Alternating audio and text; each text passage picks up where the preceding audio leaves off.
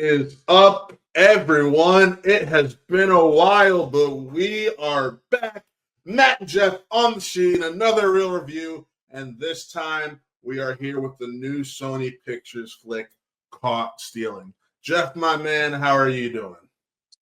I'm doing great, man. A little tired, but not because of the movie. Just tired.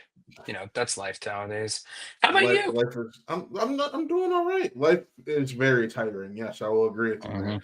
But I've had a week or last few days of pretty good movies. I saw K-pop Demon Hunters in theaters. I'm glad. Nice. I'm glad I waited. I had not seen it or known anything about it outside of like one of the songs going into it, and that was one of the best surprises of the year for me. Just a little mini bonus review, but that's not what we're talking about. We are here to talk about Caught Stealing, the new Darren Darren Aronofsky's Aronofsky adaptation of film. K-pop Demon Hunters. Yo, no, I'm kidding, That'd be but no, weird. it would. But no, I am. I will say, like you, I think we talked a little bit after our screenings. I did not know what to expect from this film. You said you hadn't seen a trailer until today. Yeah, like I I have a watched a trailer today because I was like, I feel like you know what? Because I do like watching trailers. I don't care necessarily about spoilers, really. This is not a kind of movie that relies on spoilers. Luckily, right. not that we're gonna go into all that, but like I don't know. I just felt like checking it out, and I was like, wow, this doesn't feel very Aronofsky, just like on face value. But who knows? Maybe once we get into it, it'll be a little less mainstream. And it's like, no, it's like a pretty solid mainstream Stream type film. Yeah, constructed no, New York City crime thriller, with like a very forward propulsive story. yeah, no, and I'll be honest. I had only seen trailers in a few times. I should say, in front of every screening, I went to a Superman that wasn't my press screening. Um, but I really did not know what to expect from this at all. Hmm. And like, I'll be honest, the trailers didn't do anything for me. The most it did for me, I'm like, hey, look, Vincent D'Onofrio's a Hasidic Jew. Never thought I'd see that. Which is he's a Hasidic Jew named Shmuley. All Yeah, right, I just want to make sure that that's. But like, but like let's. that's Yeah. but like you said, this is on If there was ever surface. going to be a nationality playing a Jew that wasn't Jewish, it would be an older Vincent Italian man. D'Onofrio, yes, but like, but no, like you said, like it seems so mainstream from Aronofsky, and I guess I'm not the biggest Aronofsky guy. I can admit to that. I will say I still have never seen Black Swan, and I'm hoping to catch it in the IMAX re-release. Um, but like I didn't really care for Mother. I oh, what are some? I need to look at his directing. I can tell you right now, I did. his I like The Whale. I didn't care for Mother. I do not like Noah. I'm okay with The Wrestler, but like, there's never been something of his that I absolutely just kind of love and gravitate towards. Besides The Noah Whale, is the only narrative feature of his that I haven't seen. Pi, I'd need to go back because when I watched it, I was much younger, and like this year especially is one where I feel like I'm really reevaluating how I felt about movies that like didn't leave an impact on me in the past. So maybe Pi and the general Aronofsky Uber is on deck for that. But like Requiem for a Dream is a great movie that is so difficult to want to ever rewatch again. One of those things. I've never seen it. The I'll be honest. Fountain is one of those movies that I also need to rewatch because I was definitely too young to be like, oh yeah, I get it. The Wrestler, another one where, especially now that I'm much more into wrestling, like maybe there's a bit more like stuff that gets you in if you're a fan of wrestling. But that was very good from what I recall. Black Swan, of course, is generational, I think, for a lot of people, as we can also tell from the recent re-release in IMAX for it. Noah is the only film of his I haven't seen, as I said. I remember very clearly, conservative leaning family members of mine such as my mom being told that they were supposed to be mad about the movie existing for dumb things like they don't say the word God in the movie or something like that, when like the word Oh God doesn't Jesus. actually appear in like the Bible that it's coming from or whatever. Mother is. Mother. Let's just leave it at that. I, Let's dive into this other movie. I watched it opening day. I own it on 4K, and I have not rewatched it though since opening day. Mo- I dug it. It is a fucking fever. listen. Mother is mother. I want to dive into this one because I can talk about this one. Yeah. No, I listen. If there was ever a 90s New York crime thriller that was not made in the 90s and felt 90s as all hell, Yeah, it's called a period piece. shut up. Stop. Shut up. Let me make my point. It's this film right here. It is this film. It takes place in the 90s, but it feels very 80s Yes. in its production. Like I said, like I said to you off camera, a lot of people have compared it to it, I think, but like this movie is very much in that after hours type of form where it's just like it's just one really this happens to me more than one day, but it's like this is just one thing after another with some guy who just wants to like doesn't want to deal with this stuff. He just wants to go home. He just wants to not have to do with a bunch He of just stuff that wants has to watch nothing to his do with him. Giants win. Yeah, he's just wants to watch his Giants win as you fix your big B. It's a Brooklyn Even though you Dodgers live, hat. even though you got the C right This next is to you. this is a defunct team. This is the team of Jackie Robinson. So we'll leave I like know, that. I know, I know. Folks, we're talking about New York, Jeff. We're talking about New York, not the Lake I County know, I know, Captains. I New know. I York, just thought it was funny that you're repping it while you still have Cleveland right next to you. That's all. not Cleveland. Lake County Captains. Difference. I don't know. To me, it's just a C, which means Cleveland for you. Yeah, no. Fine, Gotta your shirt replicate. means Cleveland. How about that? Let's continue about because listen, this movie could easily just fall apart, and it does have some pacing issues for an hour and 45-minute film, essentially. It could have been Um, about like 8 minutes shorter. Not a lot. I don't think there's a lot of fat on this actually. no, there's But I not. think a couple little bits just tighten it up here. They're tiny bit, not a lot. There's also little bits where it's like, all right, you've killed like this nice pace we were going at for a moment, and now we're back to it's just like, eh. Yeah. There are some predictable parts, but that comes with a lot of these crime Yeah. thrillers. You're not gonna watch this movie and feel like you're seeing something new. Um, it's a bunch of aspects of stuff that are very recognizable, but it's all done so well that it's just a really entertaining time. With great performances, sans Great one. performances. I don't know if you know this, Sans but one. Austin Butler, he's pretty good at Yeah, this. yes, he is.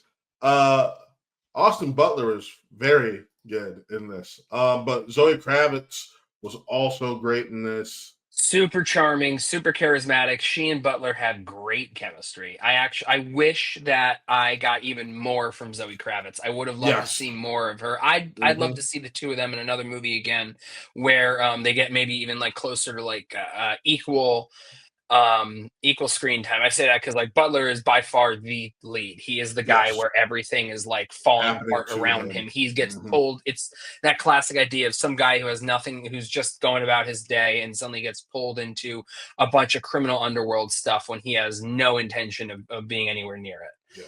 Yeah. um yeah There's only one performance I didn't like. I don't know how you feel about it, but the character Pavel, that Pavel.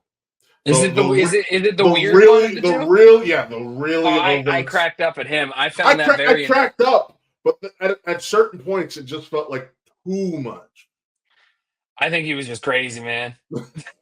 I, Sometimes people be like that. I guess I'm like man, Listen, I'm this going to dude's say right over the now, top. I think that he's really entertaining. I think people are going to really enjoy him. And, once the movie's actually out and people all say the same thing as me, I'm just going to say, I told you. Oh Jesus.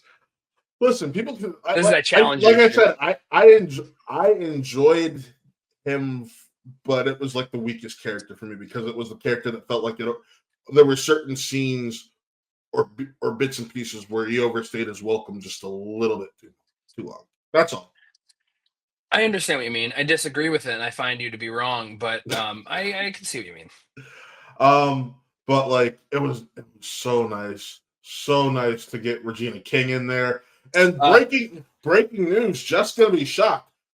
We have a second Matt Smith performance I actually dig. Holy What's the other hell. one that you think? Last Night in Soho. Literally the two parts. He's good in Last Night. I'm not a fan of Last Night in Soho, but he's good in it. Yeah. Like, my issue with that movie all comes down to the storytelling. I've told you, whenever I see Matt Smith in a film, it's like a death knell or a project. Yeah, I've always liked him because I love Doctor Who. And he ruined Doctor Who for me. Never gone back. I think that he was great in Doctor Who. The problem was that there's a lot of Moffat problems there from writing. That I think he was able to deliver as best he could, but I think the material there failed him. I think he's good here. I think he's great here. I think he's a scene stealer here. Yes, he is. He's so funny. In a way that's not just like I don't know, he's not a comical character, but he's very funny because of the circumstances.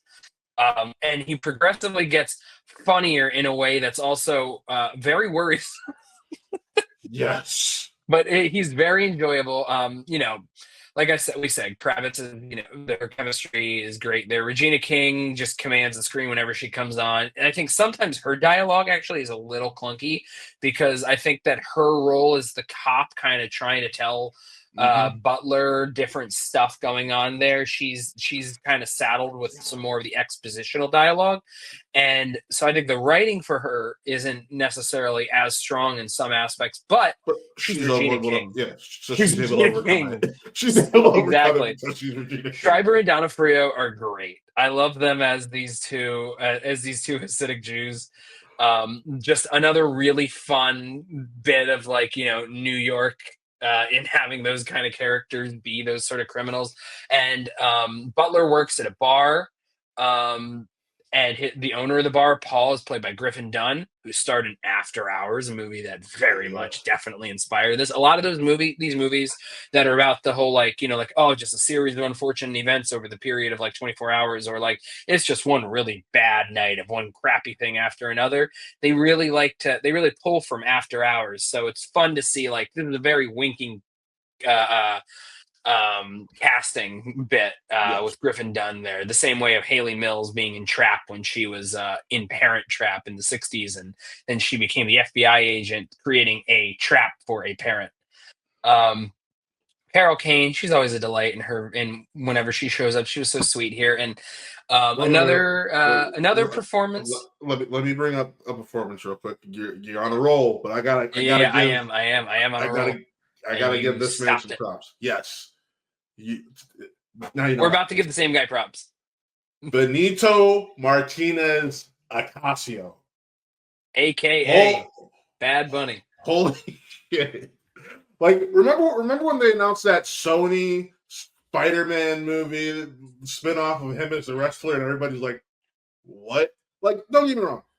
First movie I saw him in was Bullet Train. He didn't have much to do, but he was fun in that little bit. He was fun in that. That's not a great movie, but he was fun. It's not his fault. He was fun in that little bit that he had. And actually, I think it's a fun movie. I'm not going to say it's great, but I have fun with it. I don't think Happy Gilmore, too, is very good. He's very funny in it. But this is more of a serious role that has comedic moments for him. And I just loved it. It was fantastic. And you can easily see, he actually does have it. Whenever I saw him get cast in other projects, I'm like, why are we casting Bad Bunny? Now I understand why we're casting every time that we then watch his performances, we're like, oh, that's why. He works. I would actually watch whatever comic character thing of a guy who was a wrestler, whatever turn, because he's also pretty fun wrestler I watched his match at Backlash Puerto Rico back in 2023 against Damian Priest, and he he rocked in that. I love hearing the stories from him, how he's his interviews where he's like, yeah, I thought I was gonna die in that in that match. Like he fell like 20 feet or something like that, all a bunch of stuff into a table. There's some great performances here all across the board. I really like Action Bronson in the small role that he's in as a friend at the bar named Amtrak. He's what I like about Action Bronson. I don't know if you know who that guy is. He's a rapper. Yeah, I know who he is. And I love listening to Baby Blue with a guest feature from Chance the Rapper on it. Where because Action Bronson, he's just a guy who it's like he just seems like a regular guy. He seems like he'd absolutely be sitting at a dive bar. Mm-hmm. Doing what he was doing with the manager. But anyways, but because we're already 16 minutes in, why don't we just like speed it up real quick? The plot is he's an ex-baseball player, Butler, and working as a bartender, and he's also definitely an alcoholic. Dealing with trauma. Dealing with past trauma that definitely comes up. Who'd have thought? The screenwriter did. And the author, because the screenwriter is the author.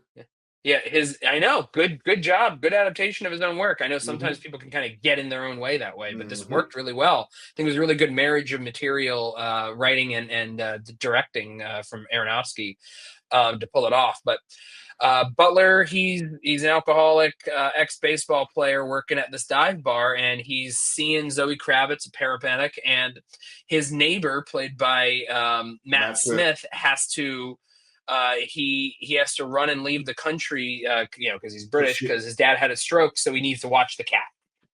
That's it. He just has to watch the cat while he's gone. That's it. Series of unfortunate events happen. And it turns out Matt Smith's character might not be all on the up and up with everything he does, and so unsavory characters come around to check in with him about some work he was doing, and the only person there happens to be Austin Butler. So as a result, wrong guy, wrong time, wrong place, and he gets sucked into it all. And it realistically is just happening because he happens to be the neighbor. Yeah, it seems like it would happen to whoever would be the neighboring apartment. That's exactly. It's like not in the same way, but like he just happens to be there. It's like the really terrifying explanation from the 2005 film The Strangers. The one with Scott Speedman and Liv Tyler, where they're home. I know of it, but I've never watched it. They have 3 home invaders come in and try to terrorize them, to kill them. And the question was, like, why did you do this to us? And they just say, because you were home. Just because he was there. Just because they were there, they decided to do it.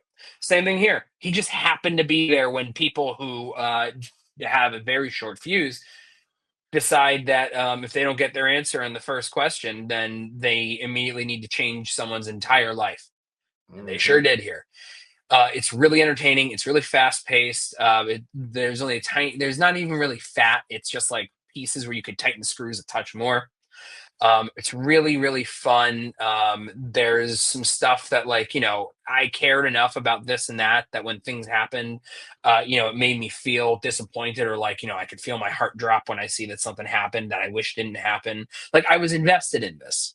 It's not some sort of film that's built necessarily to transcend a genre, but that's not necessarily a bad thing. It's a movie that plays directly into some classic genre tropes, and it just does it all really well. No, it does, and I think we actually have the same grade on this film. Do we? Yep. What's that, Matt?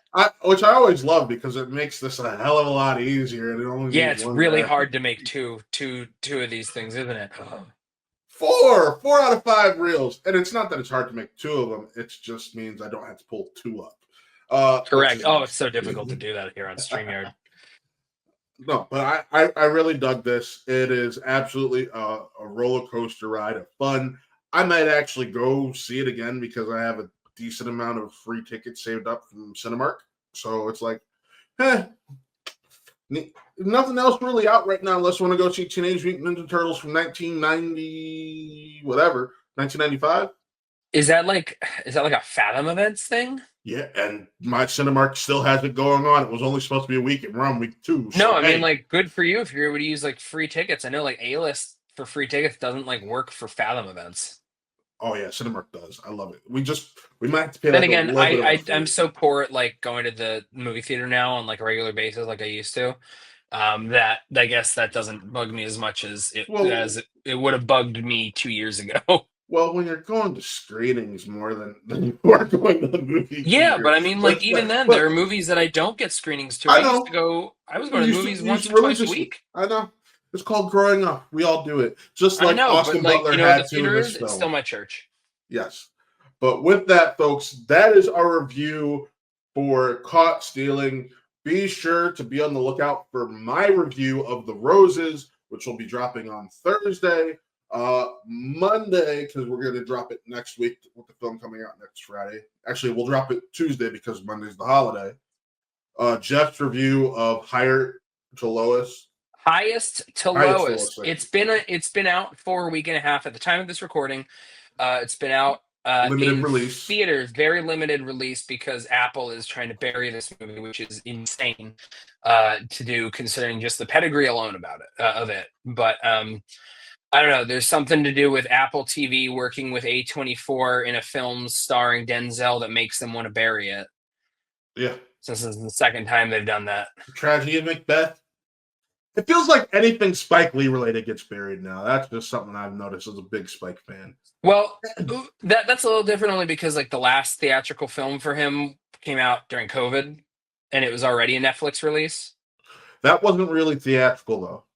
Well, that I mean it's a theatrical feature. Like it is a Yeah. feature film as opposed to a documentary or concert film.